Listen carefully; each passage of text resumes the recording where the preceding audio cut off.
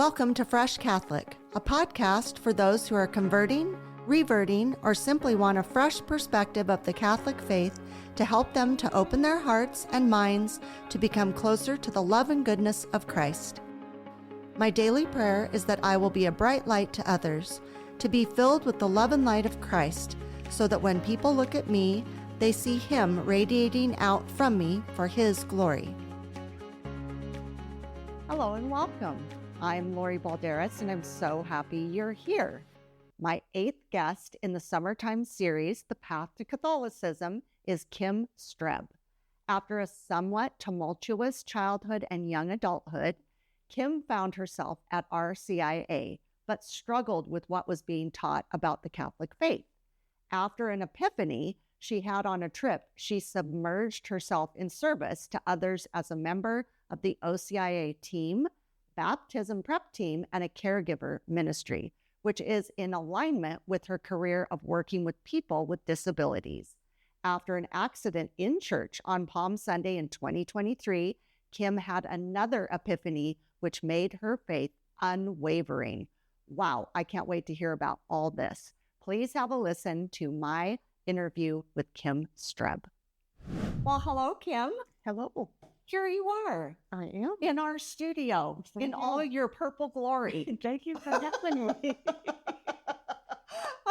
Oh my goodness. We talked about you behind your back in front of your face on another episode with Robert Barry. He's a good friend. He had the highest praise of you, and we were talking about your hair, and he said, something about, I don't want to offend Kim. I said, Kim knows she does. I love your hair. Well, thank you. You look stunning today, too. Thank you. Anyway, I'm so happy you're here. I know maybe you're a little shy to be here. Sometimes people, are hesitant to come, and I really appreciate the people who struggle with that coming anyway. And you were highly recommended by Deacon Don Huntley at our church, so here you are. Well, thank you, Deacon Don. He knows who to choose. Anyway, I'm really happy to have you here. We're doing this Path to Catholicism series about converts, and it's been a really good series. You're one of the last couple of ones we're having, and I know that you're on the RCIA team, and we'll talk a little bit more about that later. But that's kind of my experience with you. I've known you for a few years, but kind of at a distance. I wouldn't say you and I have hung out but we do go to the same parish, and you are a huge part of the church, and I'm very well aware of you, and I think, to be honest with you, I think you are part of the team or part of my class when I was in RCIA, because I remember you doing the saint, coming and doing the Really? Yeah. Okay. You did. Okay. So, I didn't go to any other RCIA classes but mine. Okay. Gotcha. But anyway, that was my first introduction to you. And then I know you've been a big part of the church. So Yes. Anyway, I really appreciated that you sent me kind of like it was meant to be a bio, which it was. And it really gave me quite an overview of you, not in detail, but you never know what somebody has gone through or what their story is. When you look at somebody kind of from a distance and you think, I pretty much can figure them out. Sometimes you say that. Right. I really was interested in what you had to say. And I think my listeners are going to be very interested because you're a very honest person.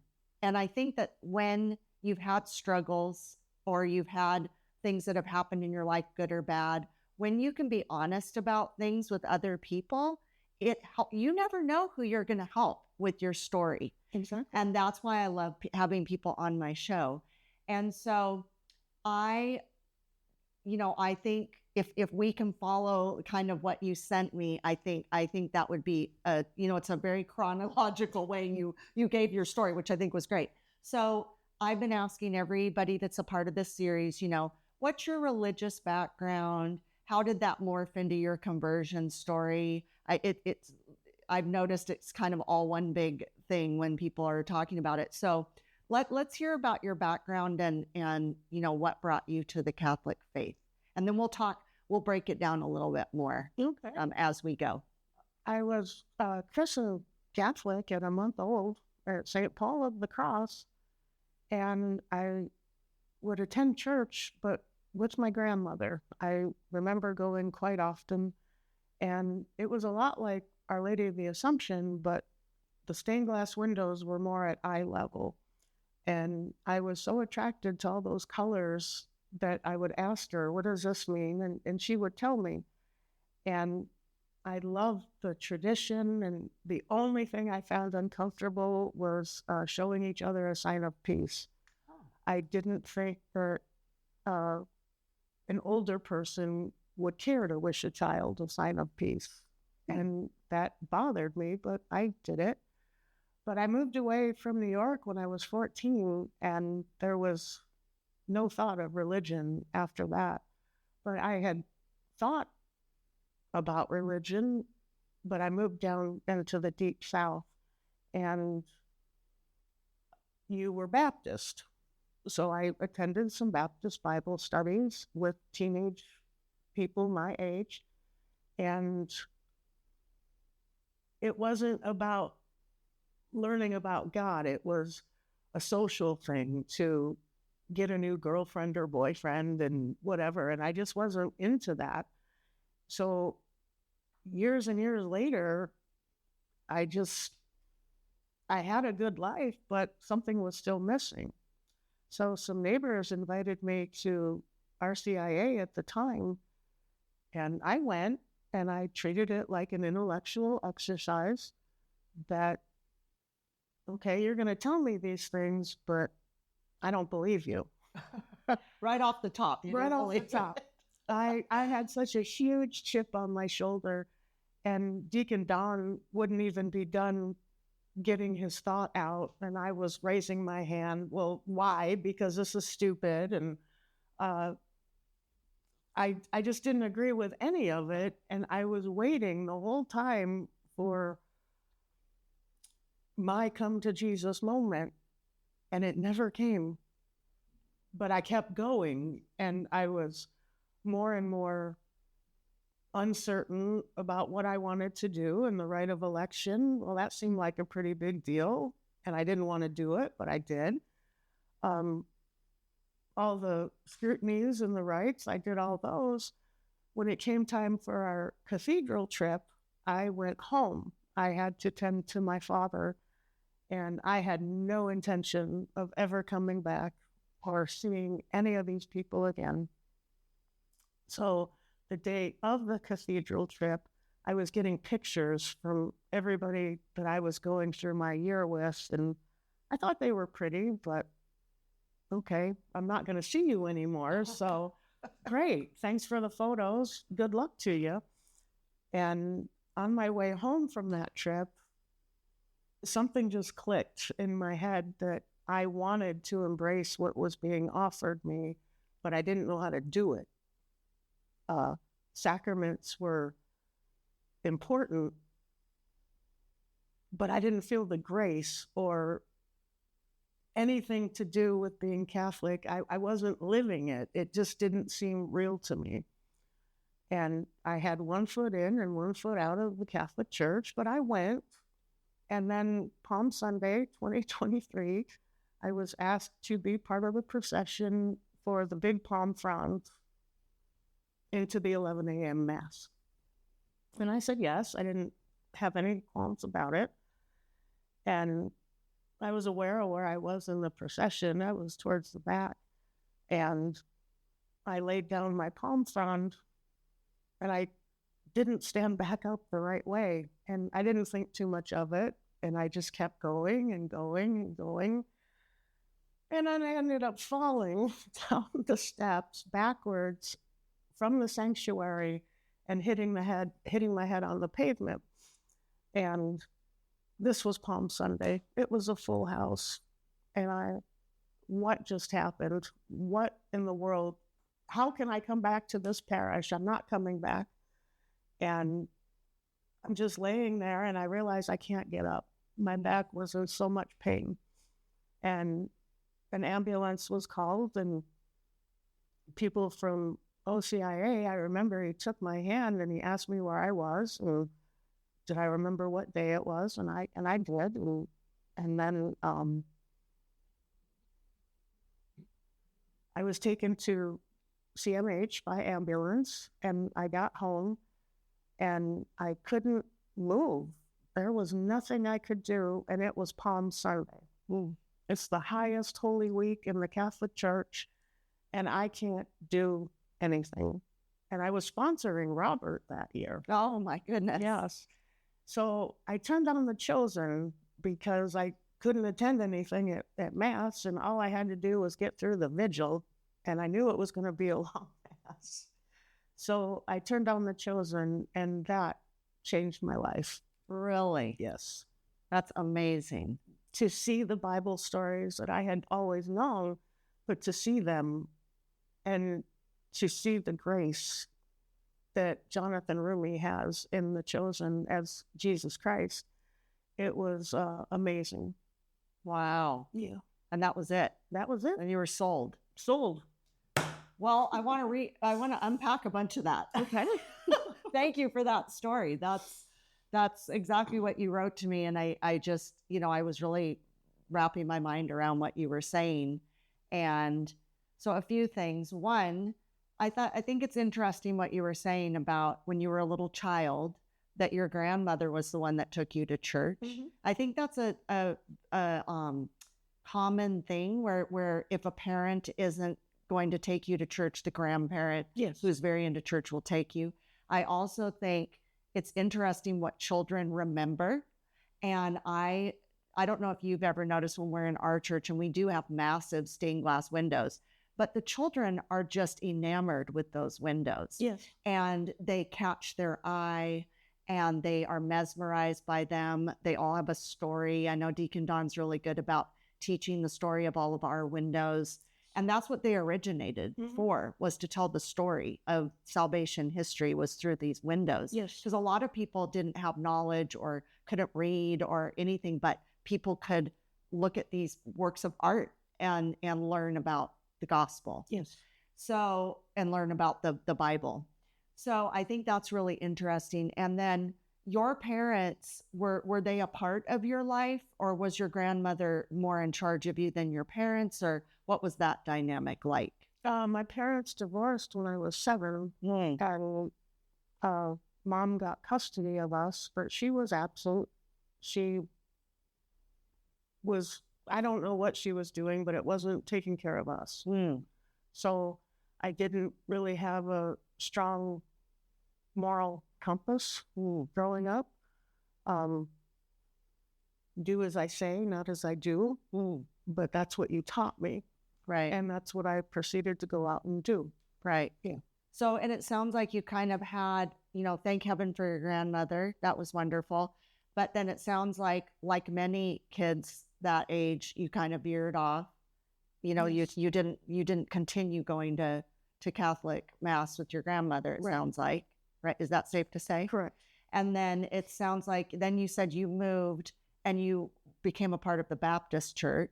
I checked it out. Yeah. I just wasn't your thing. Yeah, it didn't resonate with me. Yeah. And that's interesting, because I've talked about in other episodes where I was a Protestant for a while, and at the time I thought it was fine. I didn't have anything to compare it to because I wasn't raised in any religion. Right. But then when I look back now, I go, it's just not what I needed. Like, I think it's good for some people, and I think people get a lot out of it, these other churches and denominations and things, and that's, people's personal story and life, and that's fine. But I think that's interesting that was your take at that young age, that you were looking at it, because that's an interesting age. Yeah. And even at that age, if you were looking at it and going, this is just a social event, like. Yeah. But the windows, they were just, they just were vibrant and full of life to me. Yeah. But I didn't know what they all meant. Yeah. So then it sounds like you did have kind of a, let's call it a wild time. I know I know I had that in my life, very just off the rails. I also was missing something. I didn't know what I was missing, right, but I was missing something. And my life was just like I call it, like a paper bag, or not a paper bag, a plastic bag, just kind of blowing around. And I just wasn't, I didn't know what I was missing. So then you kind of, you had a sense of that, and then kind of cut to when your neighbors invited you to go to RCIA, which is now OCIA. Did you feel kind of a pressure by people to have you there? Because it sounds like you were reluctantly there, but you were there.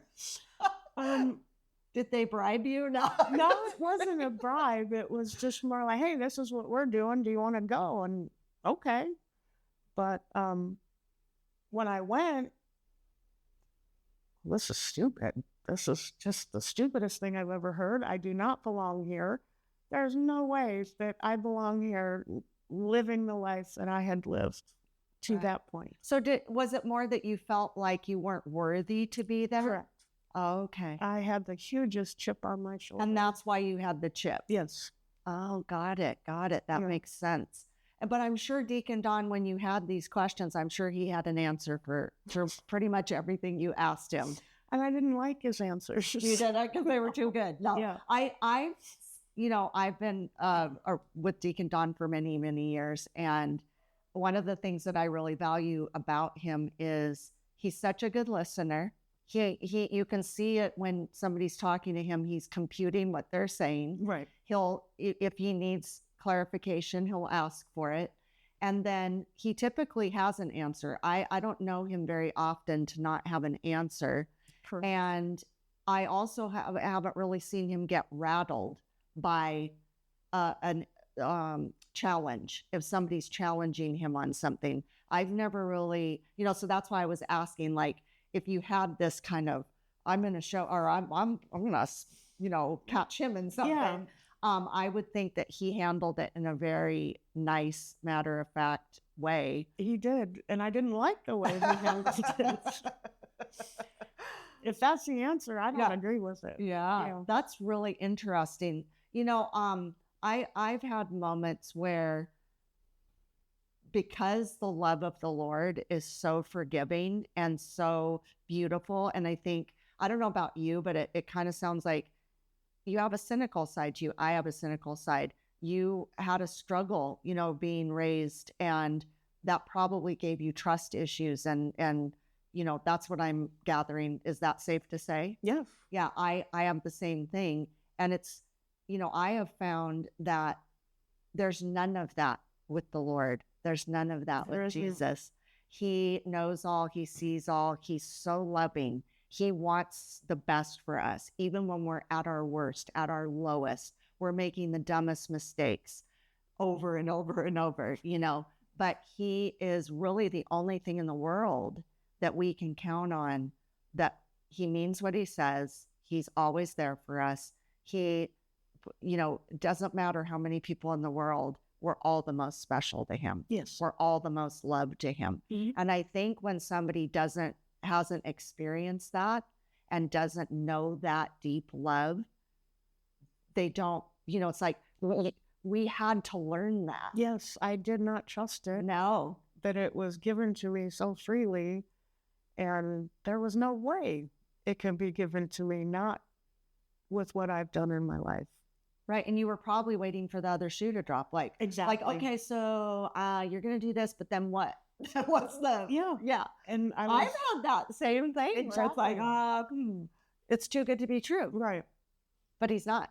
No, he's not. And to have realized that on my own, it's been life-changing.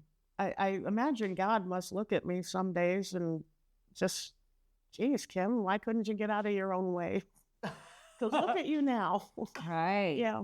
Right. And I think that's a big thing with all of us. Yes. We are in our own way. We want to be in control.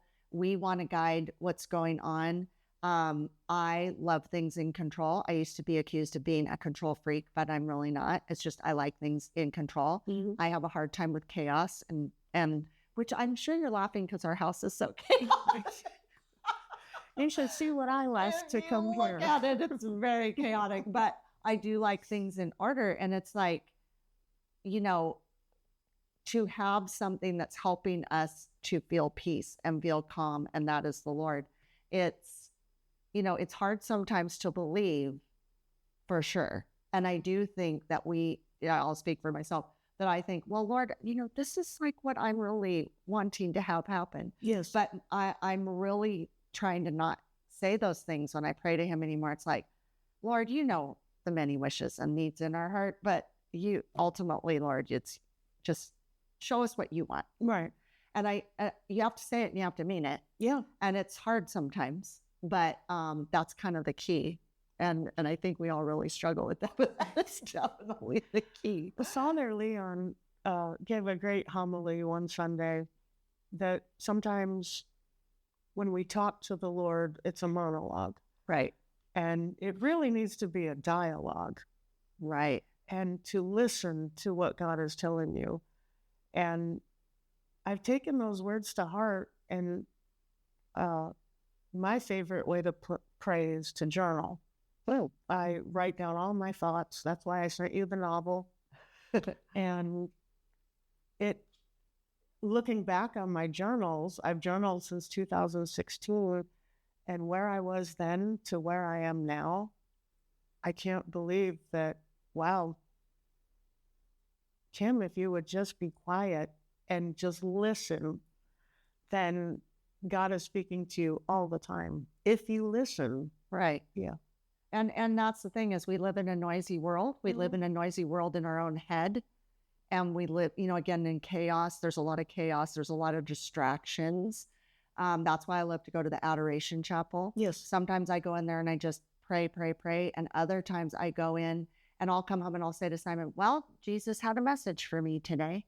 And I just sit and listen, and he will tell me these messages. And it's because I'm really listening. Yes. And it's so quiet in there. Yeah. And it's so peaceful. And he's so up close. I mean, I think that's the thing that works for me, is I'm so close to the Blessed Sacrament that I can literally see the monstrance breathing. Yes. That's what I see. And that's what I experienced. And so that's why I have a date with Jesus every Saturday morning. I'd like to make it more often, but that's my date. That's what you do. And a lot of people enjoy adoration. Yeah. I only go in there when we're doing that for the OCIA gathering. I can't stand the smell of the incense. So really? I don't enjoy it. Oh, okay.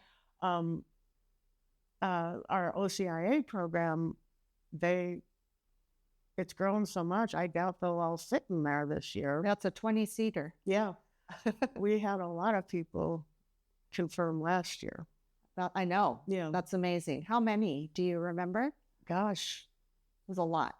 I want to say 56, but I know there were more than that because we needed to break it up into 2 sessions. Oh, that's a good problem to have. Yeah, the church is no longer big enough to just fit whoever's being confirmed and their families, and then any parishioners that want to attend, there's no room for them. Wow. Yeah. That's amazing.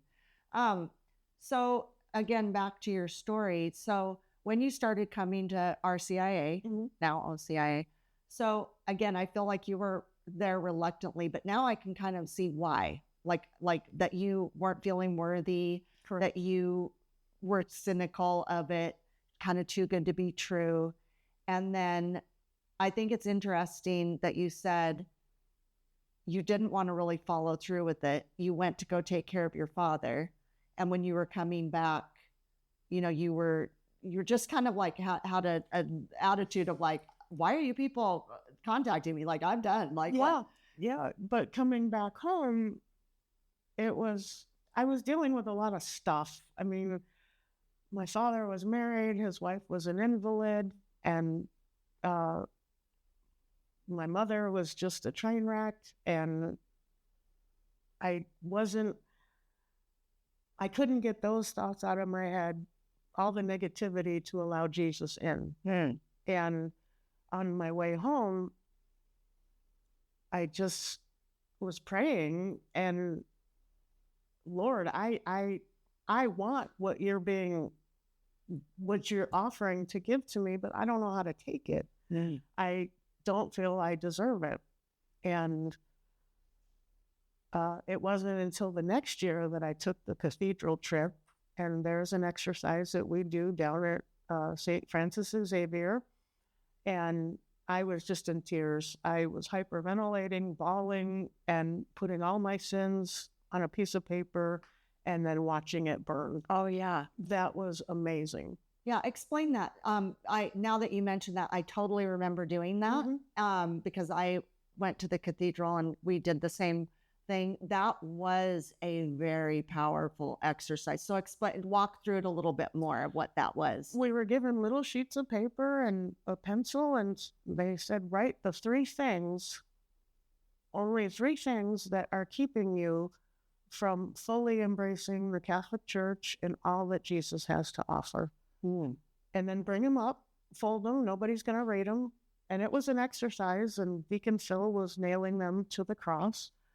And when we nailed our paper, we went and sat back down, and then the cross was erected, and Deacon Don just set flame to it, and the flash paper went up, and it's like, wow, look at all that I just burned that I don't have to deal with anymore. Right. It's a very powerful thing, because when they're nailing those on the cross, nailing those pieces of paper, and then did you get the nail?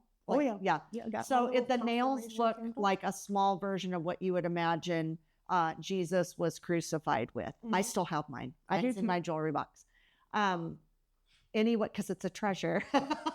Anyway, when he's nailing those to the cross, first of all, that image of the nailing is so, I don't know about you, but it makes me think of Jesus every time, that sound.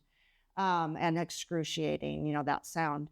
And that was happening. That was powerful enough. I don't think any of us expected like, we were just doing what we were told, and we didn't know like the end result of what was about to happen. And when they're nailing it, that in itself was powerful. And then when he lights it, it's like very jarring. And the cross itself nothing happens to the cross. Right. It's just all the papers. It was very powerful, very powerful. And that's kind of how it is when when you go to confession and you are asking for forgiveness for sins too. It's like that they're gone. Yeah. I walk out feeling like $1 million. Right. And I'm happy to do my penance. Right. Like, I don't dread it. Some people dread going. I used to. Yeah. I don't anymore. And I know a lot of parishioners will go to another church so they don't have to confess to our pastors.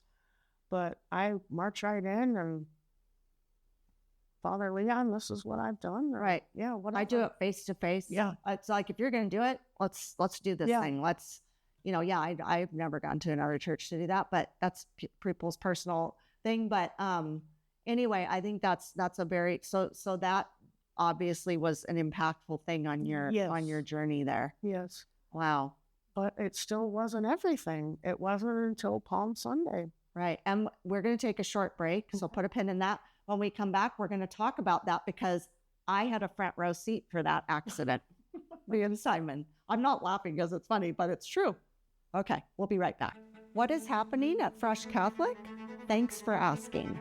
Well, we have a weekly podcast with lots of topics and guests, and Fresh Catholic Daily, the daily Mass readings. Listen on all platforms and watch on YouTube. I also do short videos every day on Instagram and Facebook at Fresh Catholic. Like, share, subscribe, rate, and review. These are such simple ways to help us out.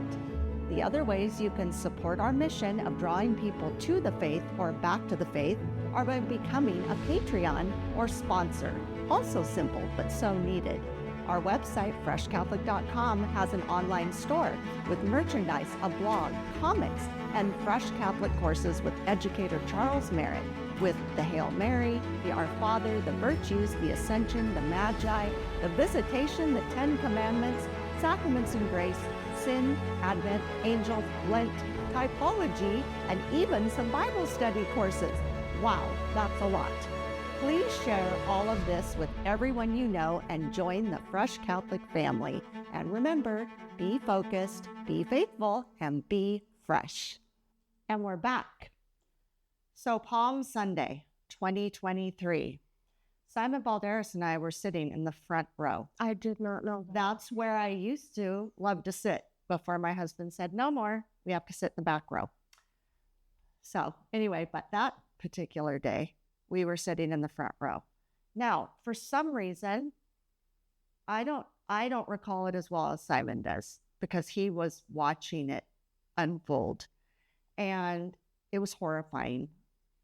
It was horrifying because it was one of those things in slow motion where he said, like, he's the one that he actually jumped up first. Oh, wow. And jumped towards you. But he said it was too late. Like, first of all, you were up on the very top step. You fell off 3 steps. Like, you just fell back. You didn't stumble back. He said you fell back and smacked your head on the ground, which is a horrible sound for anybody that's heard that. And he couldn't get to you fast enough because, like, I think just the process of it. But everybody, of course, you know, came and helped you. I have a feeling it was Ryan Curtis that helped you, Caroline Curtis's husband. I'm not certain. Okay, I'm not certain either. Yes, I think it was. So many Which people. is interesting because now Caroline is our youth minister and she's on our staff. But at the time, he came to you. Thank God he was there. He came to you. He was very kind to you, very sweet with you. He was taking really good care of you. Mm-hmm. Simon felt like this guy's got it. We didn't really know him at the time, but Simon was like, I said, oh my gosh, you know, what should we do? And Simon was like, this guy has it. Like, it's going to be fine. But traumatizing. And thank heaven, like, I remember that happening and just like, you know, as a parish, we're like, what's going to happen? Like, are you all right? They wheeled you out. You know, I remember asking Deacon Don, you know, what's afterward, like, is she okay? What's going on? And he said, you know, she's stabilized. She's at home, you know, like that was the news that we were told. But, you know, I'd like to know, like, when that happened and like you said, you went home, you were, you know, couldn't do anything. Mm-hmm. You're in a tremendous amount of pain. You find the chosen, or the chosen found you. You were chosen. Uh-huh. Sometimes, do you find that God does these things so that allows these things to happen so that it stops you in your tracks? If God doesn't have a sense of humor, then I think we're all on the wrong path. Because I feel like I joke sometimes and say he throws down a tack strip. Do you know what a tack strip is? Yes.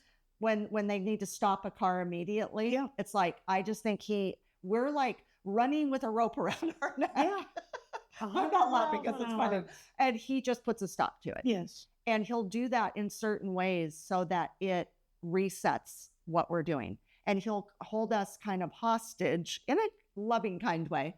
He'll hold us hostage so that we reevaluate things. Is that what you're... That's exactly what happened. I was seeing a therapist at the time because I needed to resolve some of my own trauma. And having done that, and then having turned on this app and seeing the apostles get it so wrong that we're doing okay. we truly are. Right, right. Well, and I don't know about you, but I have talked thousands of times. I should get sponsored by the Passion of the Christ because I talk about it so much on here, but I will never stop talking about it because the Passion of the Christ was the thing. That's not what drew me to the Catholic faith, but what it's done for me is it's given me such an intense visual that when I'm hearing the gospel, when I'm hearing stories, when I'm imagining things during Mass, it's those images from that movie that help me to make it very real, and it just makes a huge impression on me. Mm-hmm. I agree with you. When you can see the gospel come to life, if you're a visual person, it's like vital. I didn't realize I was a visual person until I saw that. Yeah, because I think when we hear things, when we read them, sometimes when we hear these things over and over and over, like they talk about this a lot in many homilies, it's like, oh, don't check out because you've heard this 1,000 times, you know. I believe that every time we hear a story from the Bible, we hear it in a different way. Yes. If we're really listening. It depends on the moment you're in, the part of your life you're in, what stage you're in. Yes. You could hear it over and over, but if you're really listening, it's applying to you at that moment. Yes. If you're really listening. And then I think things like The Chosen have been a gift to people so that they can watch these things happening. And then you go, like you're saying, then you go, oh, like you really are visualizing it then. Yeah. You're putting yourself there. You're becoming some of the disciples. Mm-hmm. You're, seeing how they interacted with each other. It's very impactful. It is. Yeah. So it's interesting you were held hostage in a good way. Yes. But you wouldn't have probably taken the time to watch that. No. Or there wouldn't have been that need. And that, like here you are, you're not being able to be a part of any of the events going on. Like you say, that the most important Holy Week of the year for Catholics. Right. It's a huge week. And so you're watching it instead, which God decided was what you needed at that moment. Apparently so. And I binged watched it, seasons 1 through 3, and then started it all over again because it was so impactful. And the more I saw of it, the more I realized that Jesus is pure love, and he's always with you if you're willing to take the chip off your shoulder and let him in. Right. Yeah. Right. And I think that's one of the things is to surrender to what his will is huge. But also, I think a lot of people think the Catholic faith has too many rules. It's too strict. It's too this, it's too that. But every single thing that Jesus wants us to do is for our own good. Yes. We're the ones resisting it. We're the ones that are seeking out other gods, yes. which could be other people, other things, worldly goods, drugs, alcohol, pornography, adultery, all these things that people think they're just going to do whatever they want to do. Right. And I know best. And I'm trying to numb this problem, or I'm acting out for some unknown reason to get attention or whatever. And it's like, Jesus just stays focused. It's like, I'm right here when you want to come to me. Yeah. He's not going to go, I think it's great what you're doing. No, right. Bravo. Keep going. That's wonderful. No, he doesn't want that. No. He loves us so much. And he's right there when we want to turn it around. And sadly, some people don't. Right. And that's the worst. That's the biggest tragedy, is that you have opportunity and you choose not to. Right. Yeah. And sometimes it does take something like, that day, I hate to be overly dramatic, but the truth of the matter is you could have totally died from that fall. No, I hadn't thought of it that way. You could have just died that day. That, to me, that could have been the end of it, because we never know. I was in a horrible car accident and that altered my entire life and the life of everybody around me. Mm-hmm. And that could have been the end of my life that day. It was not, obviously. And God had bigger plans for me. God had bigger plans for you. Yes. He makes the decision, and that could have been it that day. But see, you were saved, and he has a plan for you. And now look at what you've accomplished.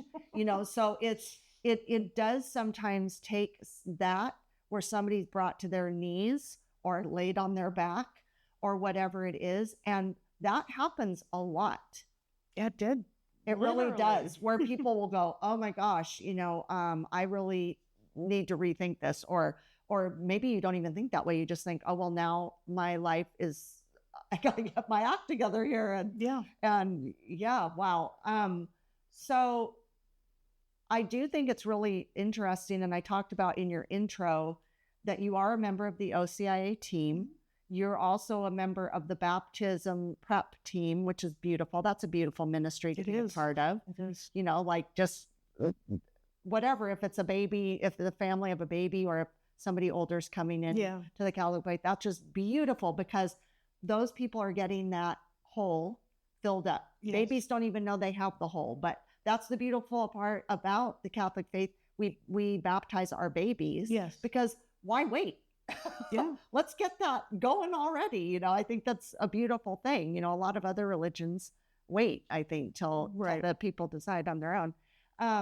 And then also you are a part of, there's another ministry. What was it? Kate Mills is getting her caregiver ministry off the ground. Caregiver ministry. That's beautiful. And this is something that you've always been interested in, caregiving and helping other people. That's like something you've always been drawn to, right? Yeah. My whole career has been working with adults with intellectual and physical disabilities. And I never made a lateral move. It was always something better.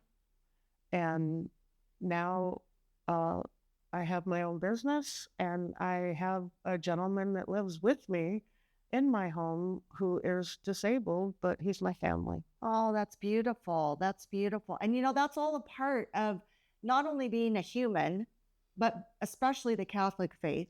We like to do things of service to others. Right. It's not all about us. It's about what can we do to help somebody else? What can we do to make their life better? Yes. Because that's what Jesus wants from us. And that's what his disciples and his apostles did, is, service to others. Yes. That's just a huge part of it. But I had to make my own life better in order to open up my heart to give this service so freely. Yes. And that is a really, important thing to state, is when we're trying to help anybody, it really is the thing of helping yourself, getting yourself stable. I had that. I used to help, everybody else. I had a lot of trauma and drama in my life, and I went to therapy, and the therapist said, "You've never addressed these huge things." She said that most people would have one of these things in their entire life, and you've had multiple, but you've never addressed them. Exactly. And as a result, it had to come out in some way, and it came out in a bad way. It was coming out in a bad way. And she said, "Lori, you've got to address these things. You've got to get okay with what you're doing, and you being okay and solid with what's going on, and address these things." Yes. Go down the list. And I thought I was handling them in a great way, and I wasn't. I wasn't handling them at all. Right. I was just kind of Wonder Womaning it through. So that is a really important thing to say. You can't help others till you've really got yourself on solid ground. Right. Because if you're blowing in the wind, you can't help them to be anchored. Exactly. Yeah. That's really important. What, since you've officially become Catholic and you're really a part of the church and you're feeling better about it now, has anybody ever given you trouble or grief about becoming Catholic? Nobody that matters. Just yourself? Yeah, just myself. Yeah, I could not get out of my own way. And that was a big hurdle. Yeah. So some people have other people as a hurdle. You kind of had yourself. Right. And it's my whole life. I've just been left to muddle through on my own what I wanted to do. But to muddle that through and to not have any negativity from a parental figure was liberating. Well, yeah. That's beautiful. What's your favorite part about being Catholic? The community. Community. Yeah. OCIA kicks off the 19th tonight. Oh, yeah. And it's my favorite thing to go and meet people and know that I'm going to walk with the majority of these people for the next year. Right. That's exciting. That is exciting. It is. Yeah. I just, this is coming out a week after, the OCIA starts, but, I highly recommend, if anybody out there, if you have friends or family that have ever shown interest in the Catholic faith, it's good to take them to, what's the first meeting called? Isn't there a name for it? We just call it the OCIA meet and greet. Oh, meet and greet. But there's like a discernment time or something where the next week we start discernment. Right. Yeah. So I think it's, if your church has like an OCIA meet and greet, take your friends and family to that if they've shown any interest. I think, you could end up being their sponsor. That's also something really important. And so that they don't feel like they're just on their own. They feel like, and also I can only speak for our parish, but we do have a really good team. I think everybody's very welcoming. It is very exciting to our whole church when we have people coming into OCIA and we walk with them through their process, and it's very genuine. I think, it's not a put on thing of like, oh, how nice you're here and come. No, we really are excited to see people. And then I think the people who are converts are people who have come into the Catholic faith who aren't cradle Catholics. It's very nostalgic to me every year to watch people going through this. I get very teary when I see them. I know how it feels. You're a little bit scared, you're a little bit apprehensive, but if you can just stay focused on the goal of that you're going to be a part of this, again, this big community, this big, beautiful faith that we're involved in with Jesus at the helm, it's so worth it. And so I highly recommend, if anybody's teetering, you're not, and the other beautiful thing is when you start, if you're not feeling super sure, if you want to go through the program, but you don't want to get fully initiated into the faith, that's okay. Yeah, that's okay. Some people come back the next year. Yeah. Some people don't come back for a couple of years. It's between you and the Lord as to when you feel good and confident. And, you're a perfect example of that. I think, you didn't jump right in like I did. Yeah. Right. And we'll meet you where you're at. If you're not ready, it's above our pay grade. So to tell you that you have to do something, that's not our job. Our job is just to walk with you. And if you have questions, to answer them. And if we don't know the answers, we will find out and we will give you the answer. But you are under no obligation to buy what we are selling. Right. And I think that's important because I think sometimes people are very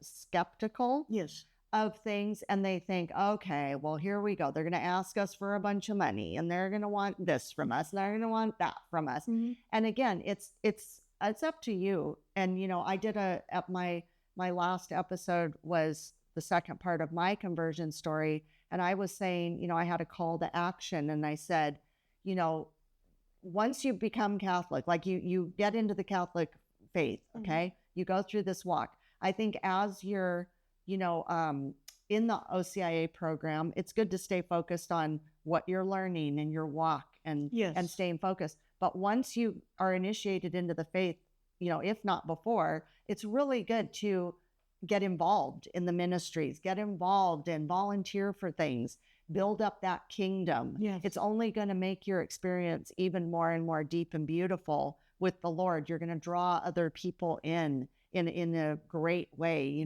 and there isn't pressure with things. And I think that is a beautiful part of it. Tithing is never even mentioned in our OCIA.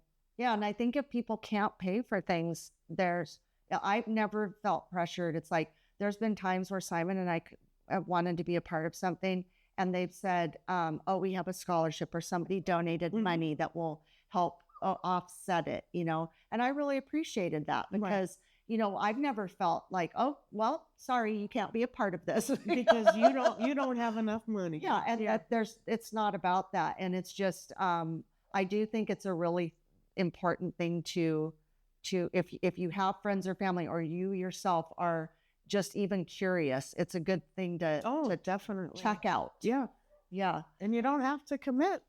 No. Right. And it's at your time and in the time of the Lord. So, that's really important. Let's see. I think we've already kind of covered this because we just said this, but what would you say to a person if you met them on the street and they showed some interest in that you are Catholic and you would want to encourage, like, what would you say to them about the Catholic faith? And I would give them directions to OLA and say, we meet here on Tuesday nights from 7 to 8:30. I would love to bring you with me. Okay. That you can't be more direct than that. Yes. And then, I feel like this has been a super good episode. I want to be sure we have time for our Fresh Catholic game.